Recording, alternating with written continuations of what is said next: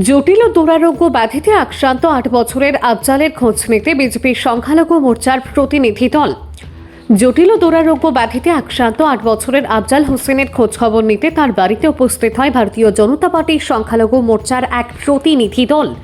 শিলচর রাঙ্গিরখাড়ি তরুণীর রোড এলাকার বাসিন্দা আফতাব হোসেন লস্করের একমাত্র পুত্র আফজাল হোসেন গত কিছুদিন ধরে কঠিন অসুস্থতায় ভুগছে। বেঙ্গালুরুতে চিকিৎসা করাতে নিয়ে গেলে চিকিৎসকেরা জানান তার শরীরে জটিল ও দুরারোগ্য ব্যাধি ধরা পড়েছে। পরিবারের দাবি তার চিকিৎসা তা ভারতে সম্ভব নয়, উন্নত চিকিৎসার জন্য তাকে আমেরিকায় নিয়ে যেতে হবে।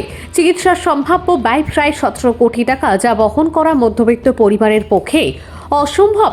সংবাদ মাধ্যমে বিষয়টি প্রকাশিত হওয়ার পর রবিবার কাছাড় জেলা সংখ্যালঘু মোর্চার সভাপতি আতাউর রহমান লস্করের নেতৃত্বে একটি প্রতিনিধি দল আফজলের বাড়িতে গিয়ে পরিবারের সদস্যদের সঙ্গে কথা বলেন এবং প্রয়োজনীয় তথ্য সংগ্রহ করেন। তিনি দেশের প্রধানমন্ত্রী ও আসামের মুখ্যমন্ত্রী সহ সর্বস্তরের মানুষের কাছে আফজলের চিকিৎসার জন্য সহায়তার হাত বাড়িয়ে দেওয়ার আবেদন জানান।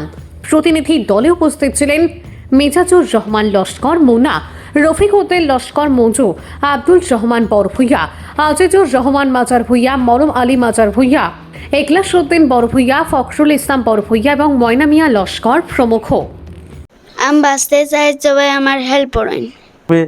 এই আফজলের যেটা ওনার বাবার কাছ থেকে আমরা শুনতে পেলাম, বিগত দিন উনি হায়দ্রাবাদ থেকে নিয়ে ব্যাঙ্গালোর থেকে নিয়ে বিভিন্ন জায়গাতে উনি চিকিৎসা করিয়েছেন। ব্যাঙ্গালোরের ডক্টররা ওনাকে পরামর্শ দিয়েছেন, উনি যে আমাদেরকে বলেছেন, ওনাকে পরামর্শ দিয়েছেন যে ওনার একটা টেস্ট হয়েছিল ইউএসএতে, ইউনাইটেড স্টেট আমেরিকাতে ওনার একটা টেস্ট হয়েছিল, যে টেস্টে উনি কনফার্ম হয়েছেন এজ এ প্যারেন্টস হিসাবে। ডক্টররা বলেছেন SMA রোগে আক্রান্ত ওনার ছেলে আফজল হোসেন। তাই এই SMA রোগের একটা ইনজেকশনের যেটা কস্ট হয় 17 কোটি টাকা আমাদের ভারতবর্ষে, সেটা বিশাল একটা ব্যয়বহুলের দরকার। এই যে ফ্যামিলি, আমার আলতাফ ভাইয়ের যে ফ্যামিলি অত্যন্ত দরিদ্রতার নিচে ওনারা বসবাস করে যাচ্ছেন।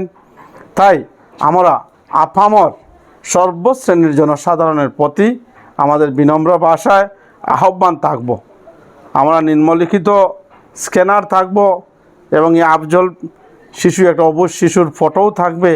আপনারা যে যত পারেন ওনাকে সাহায্য করবেন। আমাদের একটা মানবাধিকার আছে, আমরা সবাই মিলে আজ ওনার প্রাণ ভিক্ষা আমরা চাচ্ছি। সবাই যদি আমরা সাহায্য সহযোগিতা করি তাহলে আফজলকে ডক্টররা যে অ্যাডভাইস আমাদেরকে দিয়েছেন আমরা সেই অনুযায়ী চিকিৎসা করাতে পারবো।